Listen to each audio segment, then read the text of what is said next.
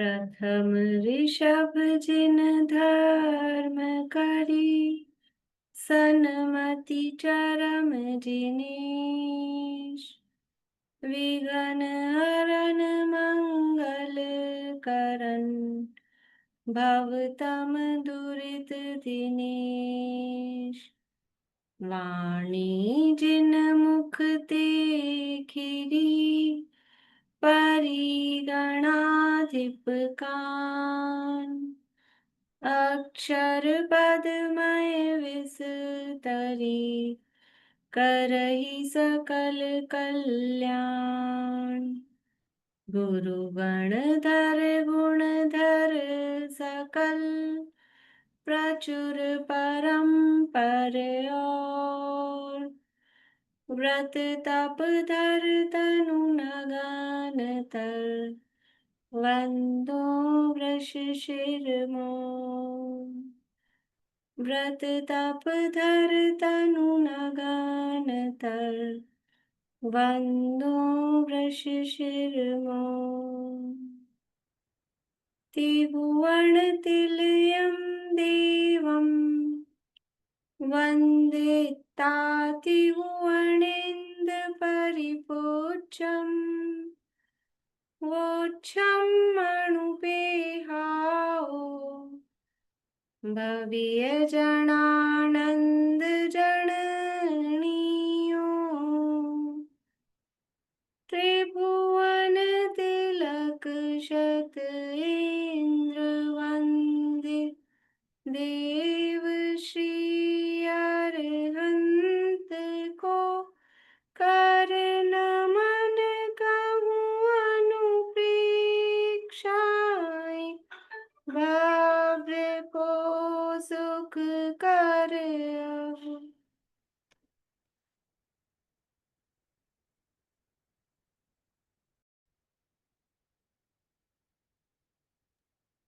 चार कार्तिकेय। सौ 478 गाथा चलेगी अभी। कार्तिकेय अनुप्रेक्षा नामक ये ग्रंथ है, कार्तिकेय स्वामी द्वारा रचित। इसके अंतर्गत हमारी द्वादश जो अनुप्रेक्षाएं हैं वो संपन्न हो गई। उसके बाद में धर्मानुप्रेक्षा की चूलिका के रूप में यह द्वादश तप का वर्णन आचार्य देव ने किया है, और उसमें भी 11 तपों की चर्चा हो गई। 12वां जो ध्यान नाम का तप है उसकी चर्चा यहाँ चल रही है, और उसमें 8 ध्यान और रौद्र ध्यान की चर्चा हो गई। धर्म ध्यान की चर्चा अपनी चल रही थी। 480वीं गाथा की भावार्थ चल रहा था अपना, है ना। 480 गाथा थी, उसका भावार्थ अपना चल रहा था। पेज नंबर 225 है, 225, 225 नंबर पेज है। गाथा नंबर 480 है। एक बार गाथा का पाठ करते हैं और फिर आगे बढ़ते हैं। वज्जीय सयल वियप्पो, अप्सरुवे मणं निरुन्धन्तो। जं चिन्तति सानन्दम्, तं धम्मम् उत्तमं झाणम्। जो समस्त अन्य विकल्पों को छोड़ आत्म स्वरूप में मन को रोककर आनंद सहित चिंतन करता है, सो उत्तम धर्म ध्यान है। समस्त अन्य विकल्पों को छोड़कर, कि जो भी जिस भी तरह के जो विकल्प हैं उनको छोड़ के और आत्मा में ही मन को लगाकर फिर वो जो आत्म स्वरूप का जो चिंतन कर रहा है वो वास्तव में उत्तम धर्म ध्यान है। देखो, ऐसे अपन कहते हैं धर्म ध्यान के गुण स्थान कौन से हैं? 4 से 7 ये धर्म ध्यान के गुण स्थान कहे। लेकिन अब ये जैसे अभी उपयोग की बात चल रही थी ना अपनी, कि उपयोग अपने को लगता है पांचों इंद्रियों में एक साथ अपना मन भी चल रहा है, इंद्रियां भी इससे का भी विषय हो रहा है, लेकिन वो एक समय में एक ही जगह लगता है। ऐसे ही यहाँ पर कह रहे हैं 4 से 7 गुण स्थान है धर्म ध्यान के। तो क्या 4 से 7 गुण स्थान में हर समय धर्म ध्यान चलता रहेगा? कि नहीं होगा? क्योंकि ध्यान तो कहा ही है, ध्यान अंतर्मुहूर्त के लिए ही होता है। सारे टाइम ध्यान चलता हो ऐसा नहीं है। तो ये उत्तम धर्म ध्यान किस समय है कि अन्य अन्य विकल्प तो चौथे वाले को, पांचवे वाले को भी अन्य विकल्प तो चलते हैं ना, तो अन्य समस्त विकल्पों को छोड़कर और फिर जो आत्म स्वरूप में मन को रोक कर आनंद सहित, बोझा सहित नहीं, उसमें प्रसन्नता का भाव हो। यानी ये जो प्रसन्नता वाली चीज है ना, ये भी मस्ट है। हर्ष होना चाहिए अंदर से, मतलब उल्लास होना चाहिए जो भी तत्व ज्ञान के प्रति। वो आधा काम तो वो प्रसन्नता ही कर देती है, यानी आधी विशुद्धि। और वो कर्मों को दबा ठप करने का काम, ये इधर की चित्त का उत्साह। चित्त मतलब झूठा नहीं, ये चेहरा मुस्कुराया हुआ दिखा, अंदर से जो उत्साह है वो वही समझ में, कर्मों को अच्छा ज्ञान है। दूसरे को हम तो कि चमड़े की आंखों से देखते हैं, उसके पास आंख नहीं है, लेकिन वो मतलब वो पता लगता है, समझ में आता है, अंदर से भी उत्साह है, प्रसन्नता है। काम हो रहा है नहीं हो रहा है, समझ आ रहा है नहीं आ रहा है, वो अलग बात है। लेकिन उसके प्रति जो उत्साह का परिणाम है, वो ही अ, आधे से ज्यादा काम उसी से हो जाता है। इसलिए कह रहे हैं, आनंद सहित चिंतन करता है, वो उत्तम धर्म ध्यान है। तो ये धर्म ध्यान के चार भेद बताए थे, आज्ञा विचय, अपाय विचय, विपाक विचय और संस्थान विचय। ये अपने का उस दिन चारों का स्वरूप हो गया था, है ना। अब ये जो यहाँ दिए ना आगे, धर्म ध्यान के 10 भेद भी होते हैं, ये अपने को पढ़ना था। याद आ गया। ये अपाय विषय एक बार बताइए ना, क्या अपाय का, है? हाँ, अपाय का मतलब है कि जो यानी मतलब दूर करना, ऐसा, वो अपाय कहलाता है, दूर करने के अर्थ में। तो हम, ये जो हमारे संसार के कारण है उससे दूर कैसे हों, उसका विचार करना। जो मिथ्यात्व आदि के कारण है उनको कैसे नष्ट करें, या फिर दूसरे शब्दों में कहो तो मोक्ष मार्ग का उपाय कैसे प्राप्त करें। तो अपाय बोलो अथवा उपाय बोलो, तो मिथ्यात्व का, संसार का नाश कैसे हो, तो ये विचार करना। तो उसके लिए शब्द दिया अपाय विचय। मेरे मिथ्यात्व का, मेरे दुखों का, मेरे संसार का अभाव कैसे हो, उसका विचार करना, ये अपाय विचय नाम का धर्म ध्यान है। अब मुझे मोक्ष मार्ग कैसे प्रकट हो, मुझे रत्नत्रय कैसे प्रकट हो, मैं सुखी कैसे हूं, उसका उपाय विचार करना, तो उसी को बोल देते हैं उपाय। ये उपाय है, वो अपाय है। अपाय का अर्थ नाश है, लिखा यहीं से पढ़ते हैं 225 पेज पे, ये जो पैराग्राफ है। अपाय का अर्थ नाश है, इसलिए जैसे कर्मों का नाश हो वैसा चिंतन करना तथा मिथ्यात्व भाव धर्म में विघ्न का कारण है, इसका चिंतन रखना, इसका अपने न होने का चिंतन, दूसरे के दूर करने का चिंतन करना, सो अपाय विचय है। विपाक अर्थात कर्म का उदय है, इसलिए जैसा कर्म का उदय हो उसके वैसे ही स्वरूप का चिंतन करना, सो विपाक विचय है। और लोक के स्वरूप का चिंतन करना, सो संस्थान विचय है। ये सारे यहाँ तक की चर्चा अपनी हो गई थी लास्ट क्लास में। अब धर्म ध्यान के 10 भेद भी होते हैं। यहाँ आप 10 भेद बता रहे हैं, अपाय विचय, उपाय विचय। ये दो अभी अपन ने जो चर्चा की। अपाय विचय तो वही है कि मिथ्यात्वादी का नाश कैसे हो, संसार का नाश कैसे हो, तो ये अपाय विचय है। और मोक्ष कैसे प्रकट हो, रत्नत्रय कैसे प्रकट हो, तो उसका उपाय विचार करना, वो उपाय विचय। अब है जीव विचय। ये जीव विचय किसे कहा है, ये बड़ी टीका से मैं आपको पढ़ के बताती हूँ।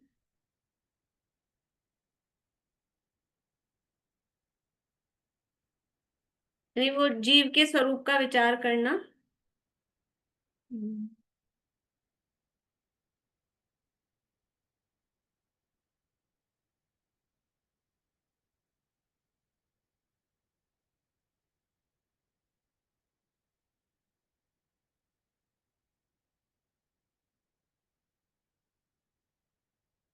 ये लो, देखिए यहाँ से पढ़ के बता रही हूँ, बड़ी टीका में है, उसमें नहीं है। जीव का लक्षण उपयोग है, द्रव्य दृष्टि से जीव अनादि और अनंत है, असंख्यात प्रदेश वाला है, अपने किए हुए शुभाशुभ कर्मों के फल को भोगता है, अपने शरीर के बराबर है, आत्म प्रदेशों के संकोच और विस्तार वाला है, सूक्ष्म है, व्याघात रहित है, ऊपर को गमन करने का स्वभाव वाला है, अनादि काल से कर्म बंधन से बंधा हुआ है, उसके क्षय होने पर मुक्त हो जाता है। इस प्रकार जीव के मुक्त और संसारी स्वरूप का विचार करना, ये जीव विचय नाम का तीसरा धर्म ध्यान है। यानी जीव के स्वरूप का विचार करना, तो समझ लो ये पढ़ के कुछ याद आया मुख्य रूप से इसमें क्या बात कही है? कोई गाथा याद आ रही है? द्रव्य संग्रह की जो गाथा है, जीवो भोगमो अमुत्तिकत्ता सदेह परिमाणु भूता संसारत्थो सिद्धो सो विश्व सोड़ गई। तो वो सब ऊर्ध्वगमन स्वभाव भी कहा, शरीर बराबर कहा, और असंख्यात प्रदेशी है, ये सारी बात मुख्य रूप से वो सब इसमें बताई। तो जीव के स्वरूप का, संसारी और मुक्त रूप दोनों ही तरह से जीव के स्वरूप का विचार करना, वो जीव विचय नाम का तीसरा धर्म ध्यान है। अब चौथा कहा आज्ञा विचय। आज्ञा विचय हुई जो यहाँ अपन पहले पढ़ चुके, जिनेन्द्र भगवान की जो आज्ञा, यानी सात तत्व छह द्रव्य आदि का जो स्वरूप निर्णय किया, उसके आधार पर ही अन्य जो भी द्रव्य वस्तु स्वरूप बताया गया है उसको स्वीकार करना, वो आज्ञा विचय है। और आज जो अपन ने दिन में रत्नगण शावकाचार्य में देखा कि आगम को शिरोधार्य रखना, आगम की आज्ञा को मानना, वो आज्ञा विचय नाम का धर्म ध्यान है। फिर है विपाक विचय, ये भी वही कर्म के फल का विचार करना, वो विपाक विचय। अब है अजीब विचय। अब अजीब विचय समझ में आएगा? जैसे जीव विचय था वैसे अजीब विचय पढ़ देती हूँ यहाँ से। जीव से विलक्षण पुद्गल धर्म अधर्म काल और आकाश, इन अचेतन द्रव्यों की अनंत पर्यायों के स्वरूप का चिंतन करना अजीब विचय नाम का चौथा धर्म ध्यान है। तो जीव के अलावा अन्य द्रव्यों के स्वरूप का विचार करना, ये यानी द्रव्यों के स्वरूप का विचार करना वो धर्म ध्यान है। तो कोई जरूरी नहीं है कि बस जीव ही के स्वरूप का विचार किया जाए, और जीव का भी केवल बस शुद्धो हम बुद्धो हम यही विचार किया जाए। जीव का भी सब तरह से संसारी अवस्था रूप से भी भले ही विचार करना कि संसार में है, शरीर प्रमाण है, अन्य अन्य रूप से चार गतियों में घूम रहा है, वो भी विचार करना, तो वो धर्म ध्यान के अंतर्गत ही है, वो जीव विचय। अब अजीब का उद्गल धर्म धर्म आकाश काल के स्वरूप का विचार कर रहे हैं, उद्गलों का विचार कर रहे हैं, देख के मान लीजिए किसी पदार्थ को देखा, अब उसमें से पूरन गलन का विचार कर रहे हैं कि स्पर्श रस गंध वर्ण वाला है, ये विचार कर रहे हैं। कहीं किसी को गमन करते हुए ये विचार कर रहे हैं कि धर्म द्रव्य इसमें भले ही दिख नहीं रहा लेकिन निमित्त हो रहा है, ऐसा परिणमन देख के काल का विचार करना, तो वो भी धर्म ध्यान है, अजीब विचय नाम का धर्म ध्यान है। फिर है हेतु विचय। हेतु विचय किसे कहते हैं? इसमें क्या आगे पीछे दिए हैं, हेतु मतलब उसके कारणों का विचार करना।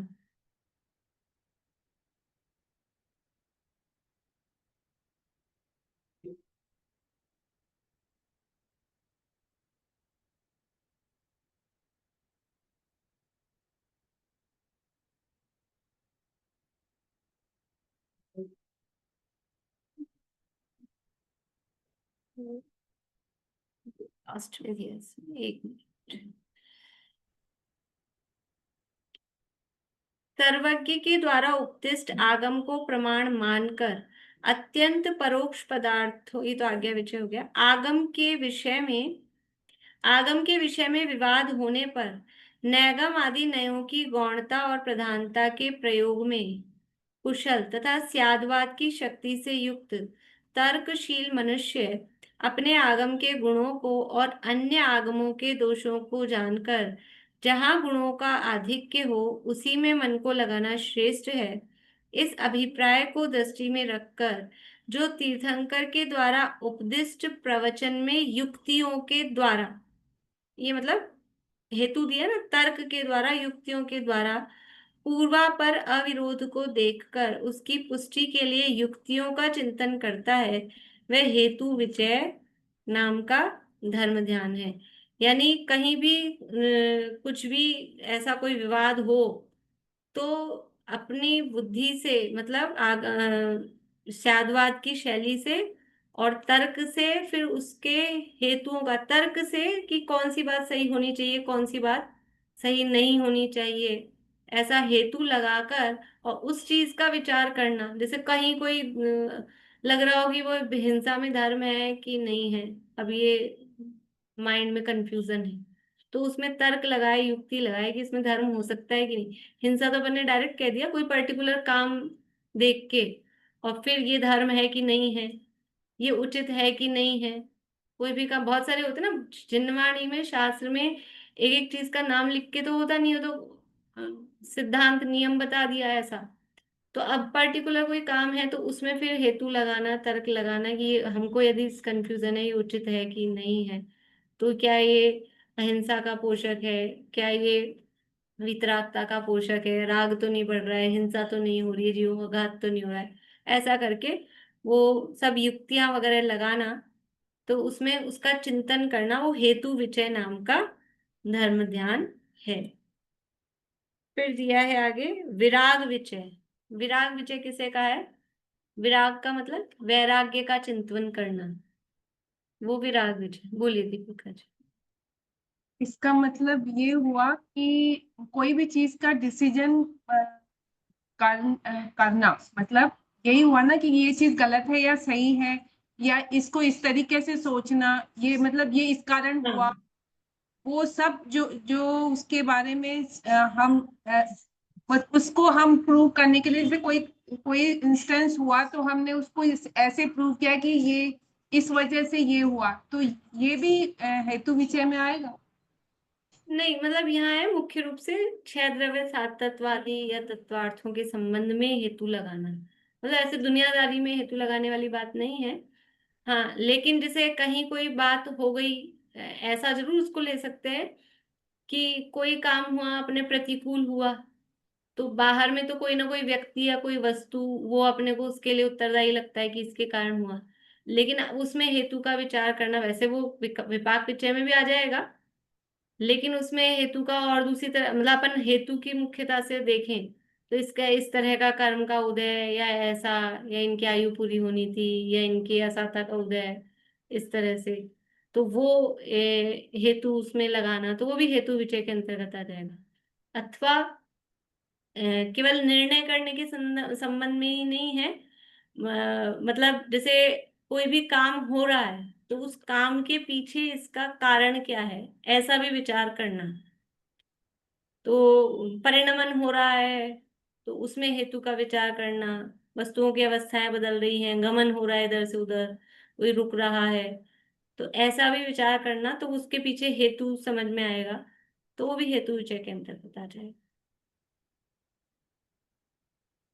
अब आगे विराग, विराग चिंतन, विराग मतलब वैराग्य का चिंतन करना, तो उसके लिए क्या कह रहे हैं? वैराग्य किससे लेना है? तीन चीजें मुख्य रूप से कहते हैं, संसार, शरीर और भोग, तो इनके स्वरूप का चिंतन करना, वो विराग चिंतन आ जाएगा। तो यहाँ वो ये बता रहे हैं कि शरीर अनित्य है, अरक्षित है, नष्ट होने वाला है, अशुचि है, वात पित्त कफ के आधार है, सात धातुओं से बना है, मलमूत्र से भरा हुआ है, छिद्रों से सदा मल बहा करता है, अत्यंत विभत्स है, पवित्र वस्तुएं भी इसके संसर्ग से दूषित हो जाती हैं। सम्यक ज्ञानी पुरुषों के वैराग्य का कारण है, इसमें कुछ भी सुंदर नहीं है। इसमें जो इंद्रियां हैं वे भी किंपाक फल के समान उत्तर काल में दुखदाई हैं, पराधीन हैं। जो जो भोगी पुरुष इनसे भोग भोगता है, त्यों त्यों इसकी भोग तृष्णा बढ़ती जाती है। जैसे ईंधन से अग्नि की और नदियों से समुद्र की तृप्ति नहीं होती है, वैसे ही इन इंद्रियों से किसी की भी तृप्ति नहीं होती है। ये इंद्रियां इस लोक और परलोक में पतन की कारण है। प्राणी इन्हें सुख का कारण मानता है, किंतु वास्तव में ये महादुख की कारण है, क्योंकि ये आत्मा की हितकारक नहीं है। इस प्रकार वैराग्य के कारणों का चिंतन करना, जैसे भी वैराग्य उत्पन्न हो, तो शरीर से, भोगों से, इंद्रियों के विषयों से जैसे भी वैराग्य उत्पन्न हो, ऐसा चिंतन करना, ये विराग चिंतन नाम का विराग विचय कहो, विचय नहीं, वो चिंतन धर्म ध्यान है। फिर एक और है भव विचय, और फिर संस्थान विचय, तो वही आएगा। बोलिए आशा। अपन जैसे इनमें ऐसे ग्रंथों के हिसाब से, अनुयोग के हिसाब से भी लगा सकते हैं। जैसे आज्ञा विचय में वो प्रथमानुयोग के ग्रंथों का विचार, मतलब उसमें जो पढ़ा वो विचार हाँ, किया। संस्थान विचय में तीन लोक वाला जो विषय पढ़ा वो। अपाय विचय में क्या पढ़ेंगे, कर्णनियोग वाला? नहीं। नहीं, अपाय विषय में द्रव्यानुयोग आएगा। और विपाक विचय में कर्णनियोग वाला या चरणानुयोग कर्णानुयोग, वाला? कर्णानुयोग, चरणा, आज्ञा विचय में प्रथमानुयोग और चरणानुयोग प्रमुखता से।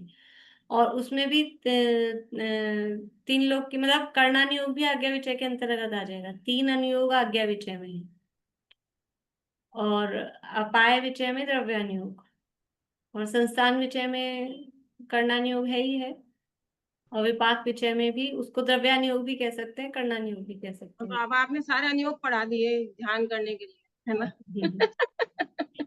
मतलब कोई भी अनुयोग पढ़े, किसी भी अनुयोग का विचार करें, वो धर्म ध्यान है, ऐसा कहें। ऐसा नहीं है कि प्रथमानुयोग हे है, कि चरणानुयोग हे है, कि कर्णानुयोग हे है। चारों ही अनुयोग वो जिनवाणी का अंश है, और उनका चिंतन करना वो धर्म ध्यान है, वो यहाँ बता रहे हैं। अब उसी को थोड़ा सा यहाँ अलग अलग शब्दों में, वो सब वैसे चार में सब आ गए, इसलिए चार ही प्रमुख कहे हैं। आप देख रहे हैं ना, 10 में कोई नई बात अलग से नहीं आ रही खास। अब ये भव विचय, तो भव विचय के अंतर्गत भी यहाँ काफी बड़ा दिया है, मैं इसको आपको शॉर्ट में ही बता देती हूँ कि भव विचय का मतलब संसार में जो जीव भ्रमण कर रहा है उसका विचार करना। तो अपना पूरा दूसरा अध्याय है ना, जो समझ लो विग्रह गति से लेके और फिर किस तरह से जन्म धारण करता है, फिर कैसे वहां तक का विचार करना कि विग्रह गति में जीव जाता है, फिर ईशु गति से, ऋजु गति से जा रहा है कि मोड़ा लेके जा रहा है, कि फिर मोड़ा लेके जा रहा है तो कौन सी वो पानी मुक्ता है, एक मोड़ वाला है, दो मोड़ वाला है, ऐसे तीन तरह की गति वो हो रही है। फिर जन्म कैसे ले रहा है, कौन सा शरीर था, मतलब ये सब भी विचार चल सकता है ना। तत्वार्थ सूत्र का अध्याय है, मान लो अपन विचार कर रहे हैं, तो वो भव विचय के अंतर्गत। बोलिए। पंच परावर्तन का भी विचार कर सकते हैं। हाँ, पंच परावर्तन का विचार, पंच परावर्तन का विचार भी भव विचय के अंतर्गत आ जाएगा। और संसार में, वही संसार में परिभ्रमण कैसे कर रहा है, तो विग्रह गति से लेके और आगे और जिस भी तरह से, वो सब भव विचय के अंतर्गत। और चरणानुयोग को कैसे लेंगे? चरणानुयोग को आज्ञा विचय में, चरणानुयोग आज्ञा विचय में ही जाएगा, क्योंकि चरणानुयोग में जो बातें कही गई हैं वो आज्ञा से ही स्वीकार होंगी। वही जैसे सप्रतिष्ठित वनस्पति है कि साधारण वनस्पति है, तो साधारण वनस्पति दिखती नहीं है, ये भक्ष्य है अभक्ष्य, ये सारी बातें आएगी ना चरणानुयोग में प्रमुखता से। बाकी व्रत आदि लेने की बात, तो व्रत आदि लेने की जो बात है वो भी इसी आधार पे है ना, कि जीवों के मतलब विराधना ना हो रक्षा के प्रयोजन से। तो वो सब भी भगवान की आज्ञा के अनुसार ही माना जाता है। तो वो दिखते नहीं आलू में, ये आलू सह प्रतिष्ठित है, अभी तक तो हम समझते थे आलू साधारण वनस्पति है, लेकिन वो सह प्रतिष्ठित प्रत्येक है। अब उसमें उसके आश्रय से रह रहे हैं, तो दिखाओ पहले एक मूल कौन सा है, फिर उसके आश्रय से कौन से रह रहे हैं, कि ये तो वो दिखने वाली चीजें नहीं है, वो आज्ञा से ही माना जाएगा। इसलिए वो चरणानुयोग में, मतलब ये जो बाहरी त्याग आदि वाली जो चीजें हैं, ये कहाँ कहाँ किस किस तरह से, पानी की अनछने जल की एक बूंद में कितने जीव हैं, तो 36,450 दिखाते हैं कि वो असंख्यात जीव हैं, वो दिखेंगे नहीं, आज्ञा से ही मानना पड़ेगा। बोलेंगे निशांति कुछ बोल? आलू सप्रतिष्ठित है। सप्रतिष्ठित है, साधारण वनस्पति हमको दिखती नहीं है, जितनी भी वनस्पतियां ये जो जमीकंद हमको कहते हैं वो सब सप्रतिष्ठित ही हैं। पर बहुत सी सप्रतिष्ठित वनस्पतियां जैसे घिया आदि जो भी लौकी वगैरह होती हैं वो अप्रतिष्ठित भी हो जाती हैं। पर ये जो आलू वगैरह है ये कभी अप्रतिष्ठित नहीं होती, ये सप्रतिष्ठित ही रहती हैं। पर है सब सप्रतिष्ठित ही, जो भी जमीकंद वगैरह जो हमको कहे जा रहे हैं, मतलब अभक्ष्य के रूप में जो हम कह रहे हैं, वो सब सह प्रतिष्ठित ही है। साधारण ओरिजिनल साधारण वनस्पति दिखती ही नहीं है। जो ओरिजिनल मतलब सिंगल साधारण वनस्पति, वो जो ये आश्रय से रह रहे हैं, वो ही हमको यहाँ दिखते हैं, वरना साधारण वनस्पति दिखाई नहीं देती है। एक भी उदाहरण नहीं है साधारण वनस्पति? नहीं, प्योर सिंगल साधारण वनस्पति ऐसा नहीं दिखेगी कहीं। इस तरह से ये 10 तरह के धर्म ध्यान की चर्चा हुई है। अब ये पिंडस्थ पदस्थ रूपस्थ रूपातीत, अभी समय भी हो गया, इनकी चर्चा कल करेंगे, ज्यादा लंबा नहीं खींचेंगे, पहले का अपना पढ़ा हुआ है तो पास ले लेंगे भले, कल इसको पूरा करेंगे। मैम, हाँ, मतलब इनको फिर साधारण वनस्पति क्यों बोलते हैं? पहले भी आपने कहा था कि मतलब बस मतलब ना, वनस्पति के दो भेद बता दिया, साधारण और प्रत्येक, अलग अलग दो, मतलब साधारण को विशेष इम्पोर्टेंस देके उसका अलग से नॉमिनेट किया है नाम। तो फिर इम्पोर्टेंस वो इसलिए कि साधारण साधारण वनस्पति होती है, इम्पोर्टेंस की बात नहीं है, पर साधारण होती है उसको निगोद कहते हैं। मतलब निगोदिया जीव ही साधारण वनस्पति है ना, हाँ हाँ और जो आलू वगैरह है उसके आश्रय से निगोदिया जीव रहते हैं, इसलिए उनको साधारण वनस्पति कह दिया जाता है, ऐसा समझे? हाँ, ऐसा मतलब कहने में व्यवहार से कह दिया जाता है, क्योंकि उसमें उसके आश्रय से अनंत साधारण मतलब निगोद जीव रहते हैं, और वो कभी खत्म नहीं होते, मतलब उसमें कंटिन्यू बने ही रहते हैं, तो और एक उपचार बार से। मेरे को जैसे ऐसा हल्का सा ध्यान आ रहा है कि एक बार आपने कुछ कहा था कि पहले सारी वनस्पतियां, मतलब हाँ हाँ प्रत्येक वनस्पति सारी प्रतिष्ठित ही होती है, फिर अप्रतिष्ठित, ऐसा करके कुछ बोला था हाँ ना हाँ, आपने? वही वही अभी जो मैंने कहा ना कि प्रारंभिक अवस्था है, मतलब जो जो भी वनस्पतियां उत्पन्न होती हैं, तो स्टार्टिंग के फर्स्ट अंतर्मुहूर्त में तो सब अप्रतिष्ठित होती हैं, उसके बाद में वो सप्रतिष्ठित होती हैं, और फिर जो हम लोग खाते हैं वो वापस से अप्रतिष्ठित हो जाती हैं, जो पक जाती हैं, जैसे अपन लोग जो लाते हैं खाने होके। तो सारी वनस्पतियां प्रारंभिक अवस्था में एक बार तो मतलब सप्रतिष्ठित होती ही होती हैं, जो भी वनस्पतियां बन रही हैं, पहले लेकिन अप्रतिष्ठित। वो अप्रतिष्ठित तो स्टार्टिंग में होती है, उसके बाद वापस अप्रतिष्ठित होती है। तो अभी तो ये चीज समझें कि पहले सारी वनस्पतियां सप्रतिष्ठित ही होती हैं, चाहे लौकी हो, चाहे ककड़ी हो, चाहे तुरई हो, जो भी है सब्जी, मतलब जब तक वो अपक्व अवस्था है तब तक वो सप्रतिष्ठित ही होती हैं। पर वो जब परिपक्व हो जाती हैं तो वो अप्रतिष्ठित हो जाती हैं, तो उनके आश्रय से जो अनंत जीव थे वो नहीं रहते हैं। लेकिन जो जमीकंद, आलू, वो गाजर, मूली वगैरह है, वो हमेशा ही सप्रतिष्ठित रहती हैं, वो अप्रतिष्ठित होती ही नहीं है, इसलिए उपचार से उनको साधारण वनस्पति, वो उपचार से कहने में आ जाता है, क्योंकि मेजर पार्ट उसमें वो साधारण वनस्पति का है, तो उसको ही साधारण कह देते हैं, और कोई दूसरा साधारण दिखता नहीं।